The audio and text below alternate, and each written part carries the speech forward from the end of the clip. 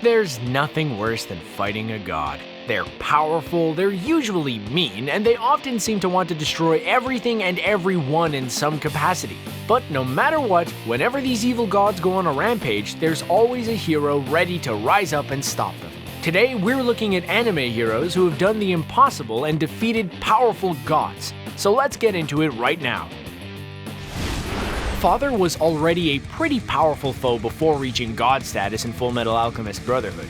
He was the oldest homunculus and responsible for creating the rest of those troublesome homunculi, so already we'd throw him in the don't mess with category. He wants to obtain perfection, which we all know never amounts to anything good, and he'll do anything in his immense power to achieve it.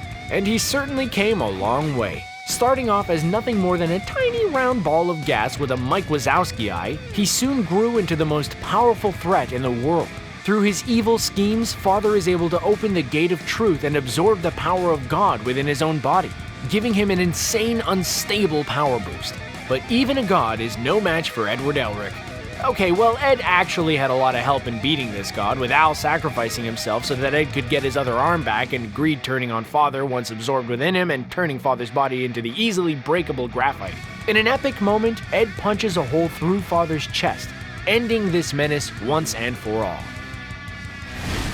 Light Yagami is a monster and a tough protagonist to root for, but he did manage to kill a Shinigami, which is no small feat.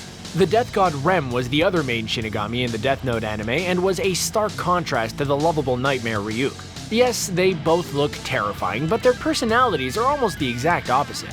Ryuk is amused by the human world and all it has to offer, while Rem seems to hate everything and everyone in it.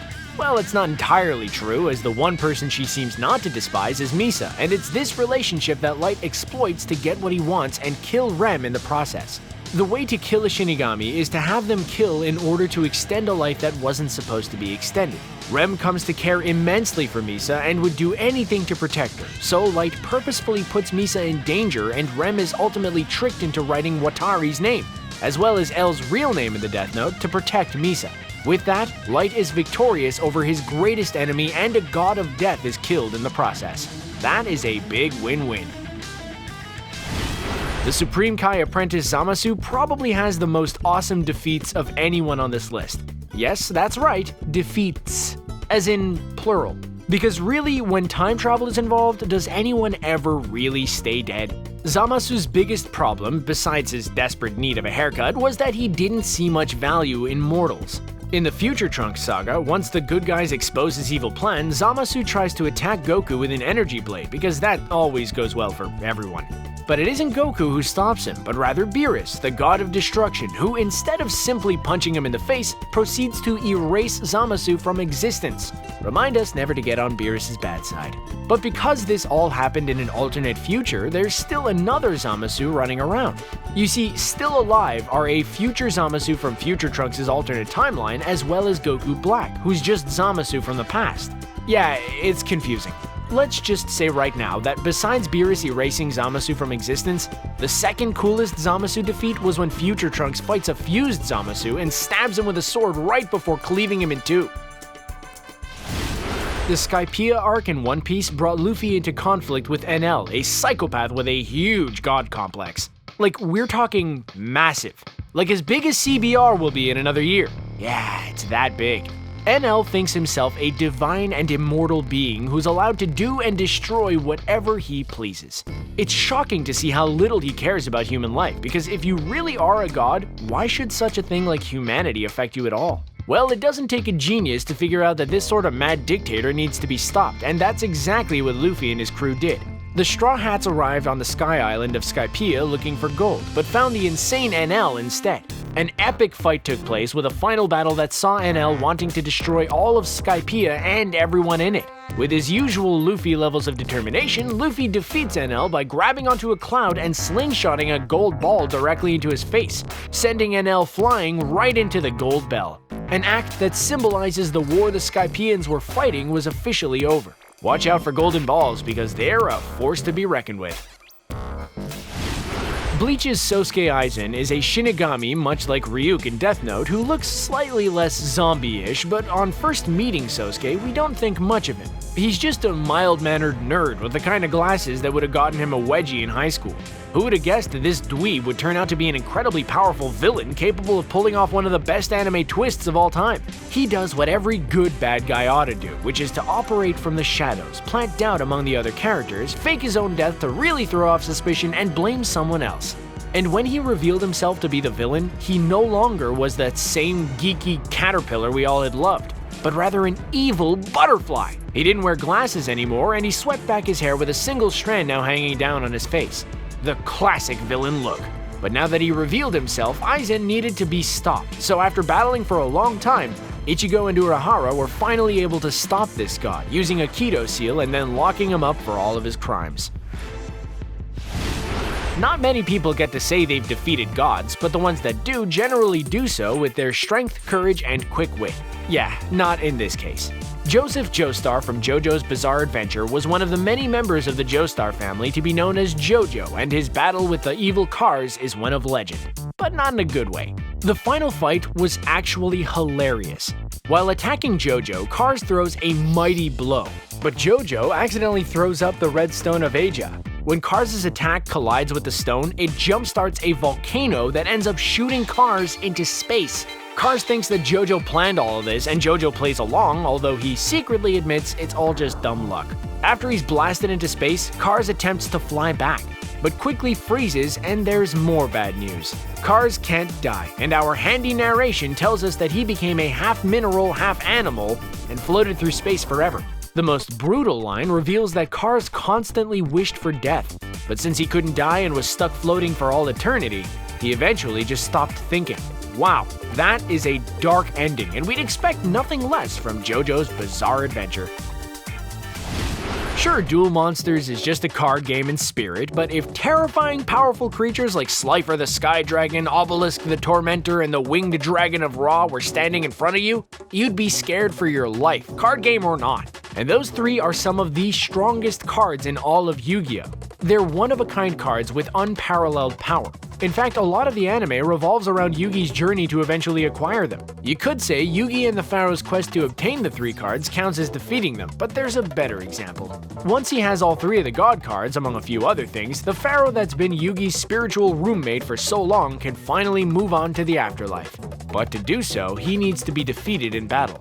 Of course, the best person to duel the Pharaoh is Yugi himself. So the two split into two physical bodies and begin to duel with each other, both of them trying their hardest. The Pharaoh summons all three gods and forces Yugi to find a way to defeat all three of them. Don't worry, he succeeds, and the Pharaoh is finally able to move on. Queen Beryl from Sailor Moon is probably the least likable queen ever, and we can't prove it, but we're pretty sure that she didn't win her crown through democracy and peace. It's a working theory, but any place called the Dark Kingdom doesn't sound like it has proper voting and election regulations. Although she's not technically a god, her powers and abilities make her pretty close to one in our books. Her ultimate goal is to find the Silver Crystal, take over the world, and revive the evil energy being known as Queen Materia.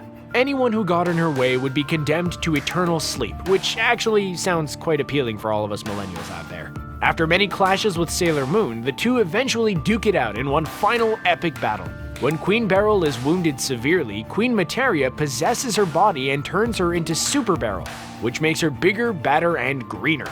But luckily, Sailor Moon had some tricks up her sleeve as well, as she turned into Princess Serenity and, along with the spirits of deceased friends, was able to vanquish the two evil queens, presumably giving the Dark Kingdom a chance to reevaluate their political system.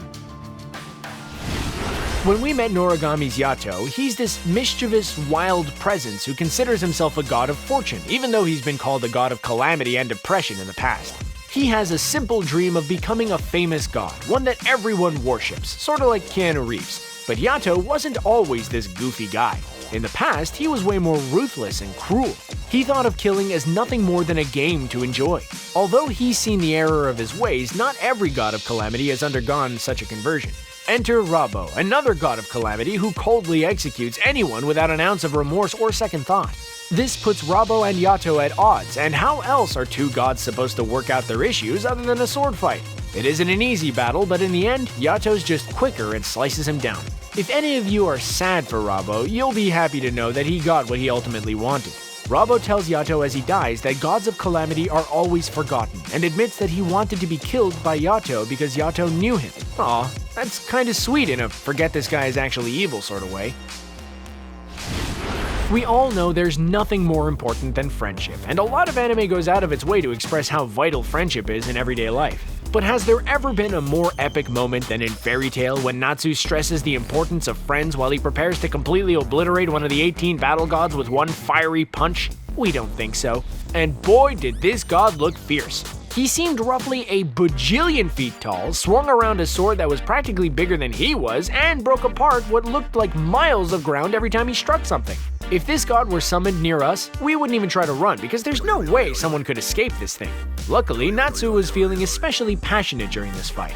Even though he looked like an ant, he ran up the god's sword and body, which must have taken about the same amount of time as climbing Mount Everest, and then proceeded to shout about how friendship makes him strong while delivering his Fire Dragon King Destruction Fist, practically causing the god to shatter into a million pieces. Rumor has it, fragments of this once mighty god are still being found to this day. When making a list about heroes who beat gods, it's a given to include the anime that's about a hero defeating gods. This list could be filled with moments from Saint Seiya, but we wanted to spread the love a bit. Man, does our hero Pegasus Seiya fight a bunch of gods or what? He punches gods like it's his job, and guess what? It is! Seiya is one of Athena's 88 mythical warriors known as saints who protect peace and justice on Earth while serving her. Throughout the series, he clashes with countless gods and makes them go crying home to their mommies. He makes Thanatos, the god of death, wish he were dead. He blasts Mars, the god of war, all the way back to Mars. He stops Saturn, the god of time, in his tracks, just to name a few. Yeah, he's that tough and deserves more recognition for all that he's accomplished. If you haven't seen this anime in a while, go back and check it out. But good luck figuring out the proper viewing order for the series and films in this franchise. Sure, Persona 5 the animation is like the watered-down Tab Cola to Persona 5 the game's Coca-Cola, but it doesn't mean the anime doesn't have a few awesome moments, mainly the ending when Ren shoots a god in the face.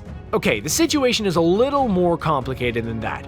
When the Phantom Thieves set out to steal the Holy Grail from inside mementos to basically change public opinion about them, they run into a bit of a complication. The Holy Grail turns out to be sentient and wants to control all of mankind and rule over their cognition. You know, classic Holy Grail stuff. So now the Phantom Thieves have to band together and save the world from the Holy Grail, who reveals itself to be Yaldabaoth, a god representing humanity's sloth. And everyone knows the only way to beat a villain this powerful is with an ultimate persona. They summon Sataniel and proceed to blow a hole right through Yaldabaoth's head. The day is saved, and humanity's faith and cognition of the Phantom Thieves is restored.